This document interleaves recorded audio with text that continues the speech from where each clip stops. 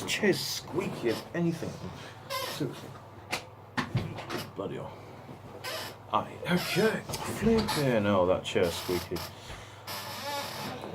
Yeah, exactly. There we go. Hello, fellow gaming minions. Now, this is sort of probably a one-off in terms of having a different video on my account. Now, I'm choosing to put it on this account as opposed to my Dr. Virtual Media channel because I haven't got many people actually, enough subscribers or viewers who watch my uploads on a whenever basis. So this one's more applicable for that. So then, as many of you may know, in fact, not many of you do know, so as those of you that do know, I have been getting my business together in terms of becoming a novelist. Now, I believe it's either on my Twitter or my Instagram, one of the two, that I said I've got a novelist written down.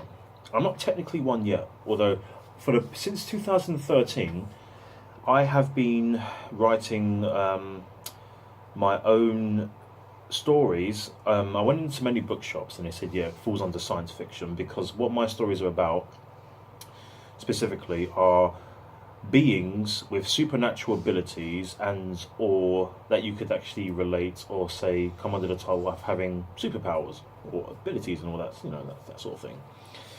Now that may sound a bit cheesy as much as it does in terms of, because you've got DC and you've got Marvel and things like that. Sorry, just making sure I play like that. Because obviously they're the two comic book and graphic novel giants in the comic industry. So what inspired me to actually start to become a novelist? Well, a lot of you may be thinking, well, is it because of the video games? No, it's not that. Was it because of all the movies I've watched? No. Is it because of all the things I've read? Partly, but it's nothing to do with primarily with what I've read. It is, in fact, the planet I live on. Cross between what I see in movies and or TV series like these Marvel and DC TV shows. I'm going to talk about the DC ones. Rubbish. Rubbish.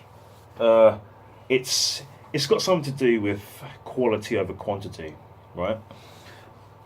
My image, let me just give you a summary. I won't tell you what my business is called in terms of my company name. That's mine. Until I trademark that, I'm not saying nothing. And until I actually get this books actually sold, I ain't saying nout. So how long have I been writing on my books? Since 2013. I was in my early 20s when I started, and I wasn't living around this area, of course. I began writing these stories on my phone. I didn't really have, I had a PC at the time, but I didn't have much of a, good one, because it was always malfunctioning and stuff, so I had to wait to get a new one, and voila, I did, since quite a while later. I started writing ideas on my phone. I started writing in notes. I was observing the planet very well. I wanted to create something in terms of like superheroes, which I won't be using in my books because apparently that's sort of owned by Marvel and or DC, sort of a shared thing that only they can say. Okay, fine, fair enough, I can just come up with something else. Try and get past that one then. It was something relatable. I love comic book heroes or villains and or anti-heroes of that nature, or just characters in general that you can actually relate to. I don't like all these massive juggernaut type characters where, oh, he or she is so invincible, oh, they cannot be beaten. That is just like 2-year-old sort of comparison between parents, between mates. Oh, my dad's better than yours, my mum can do things your dad can't. That kind of rubbish. No.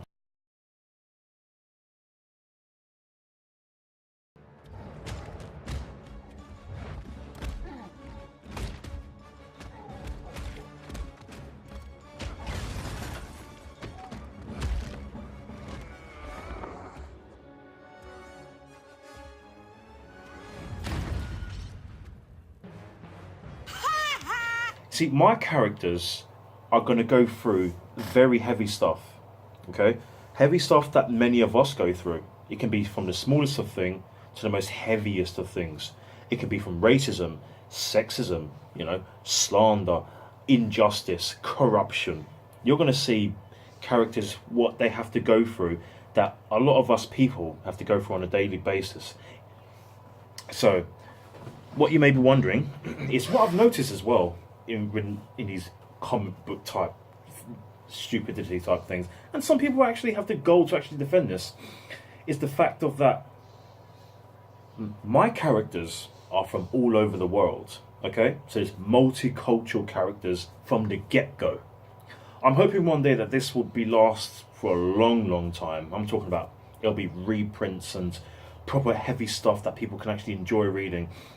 See, my vision was this when I started out. I could become a comic book artist, but I can't draw. I am terrible at that. And if I was to hire any artists, then I want to make sure I have the funds for it. You see, for now, I can dream and think big, right? There's nothing wrong with that. It's good to have ambitions and aspirations and things, but in reality, I'm nowhere near the level of actually doing it. I made several drawings ages ago about certain characters, the way they're dressed and like little suits and stuff like that, and hero gear and all villains and things. I had something great going, and I still do. It's just I've not exactly published anything because of things I've had to deal with in my life, you know, daily stress of life and all that.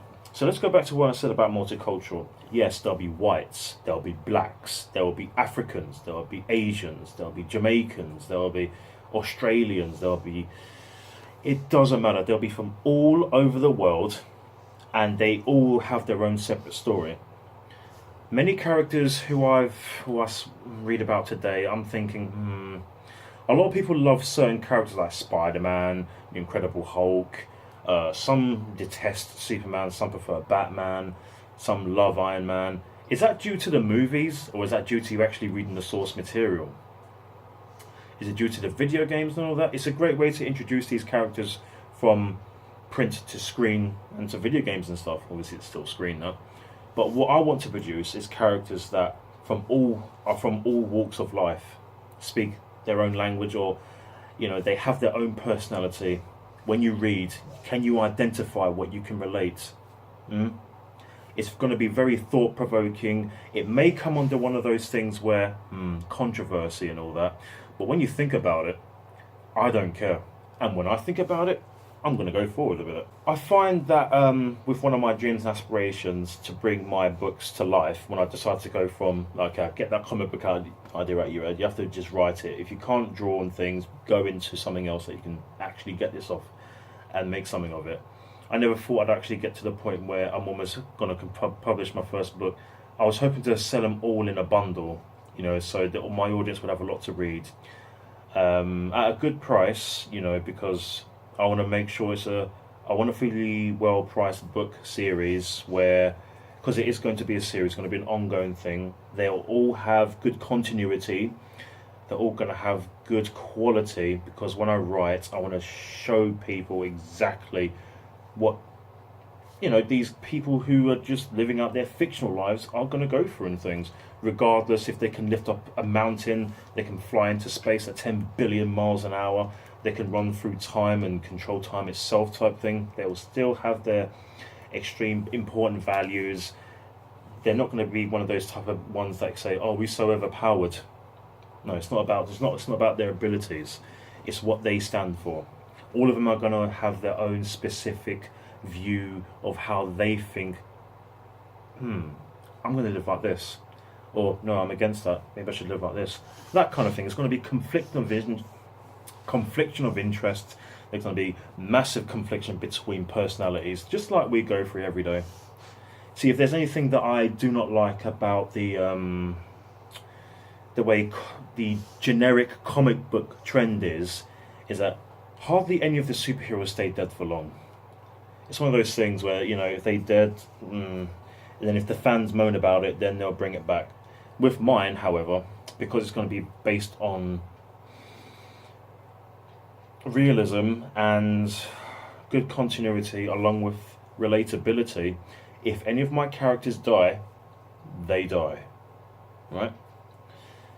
Now, because in this life, unfortunately, many of us have lost loved ones. And as much as we wish we'd like to have them back, we can't. Okay, that's it. So that's what my characters are going to feel in there too. Because one thing that I'm just going to get this off my chest. One thing that I really cannot stand about the DC TV series is that the deaths of certain characters did not feel genuine at all. Because you see them like re-represented, like because there's the multiverse theory in that. From, I don't know, let's say Arrow for example, or the Flash or whatever. I feel that was that shunned down a massive load of I don't careism, in my opinion now. Because if that character's just going to make a reprise visit, uh, what's the point? It just loses all its value.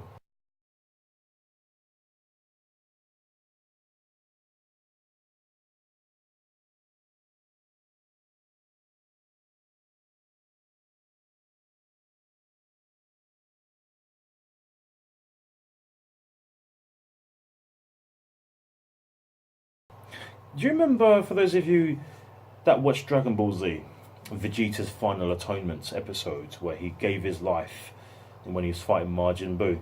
That right there brought me to bloody tears when I was younger, and I thought, wow. Because in that, I thought, okay, obviously you can be wished back with the Dragon Balls, but and all that, yeah, you know how it goes. It's what he was fighting for, his son, his partner, and possibly for the rest of humanity. So, what direction are my stories going to be taking? They're going to be taking I wouldn't say different approach to what's already been done, but I'm going to say you shouldn't have to worry about why is there no black characters? Why is there no one from Africa as a superhero or supervillain? Or, see, those words are not going to be in my books either because it's not a superhero type thing where people will believe they're superheroes simply because they have abilities. Okay, it's not going to be that generic or that cheesy because it's going to be that cheesy. Just make a universal sized pizza for Marvel and DC, please, will you?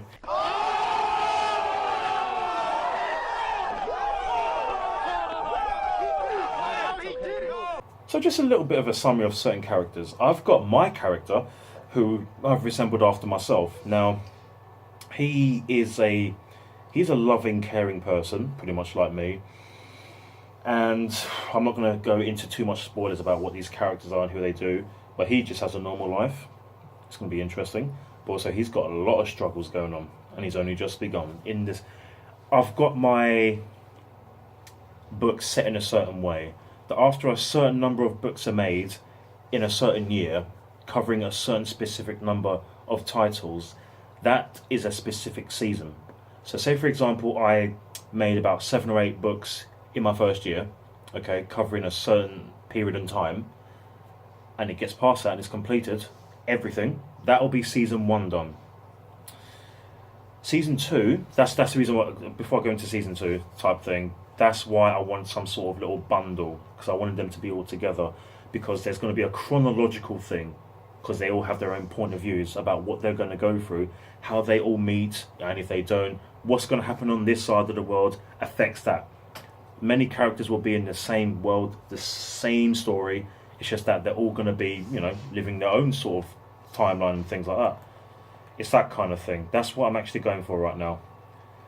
You see, because it's not going to be just like one of these things where what you see in movies, where, okay, I've got, let's say, a Fantastic 10 team over there, and I've got an underground army of worm villains or something over here. If I make a movie about that team, and they're very well versed with that, why haven't they come crossover yet? That type of thing. Because what I was really confused for many years is with the X-Men films. Why wasn't anyone like Iron Man, Thor, Spider-Man, all that brought into it? Why were they not joined in? I was thinking, because the X-Men and those Marvel characters are in the same universe, but even on the same planet, living pretty much close to each other, near enough in the same country. Why are they not meeting them yet? For years, that was messing with my mind because I thought, hang on. Then I heard about certain people own rights, and I'm thinking, hang on, what the heck? It was all confusing to me.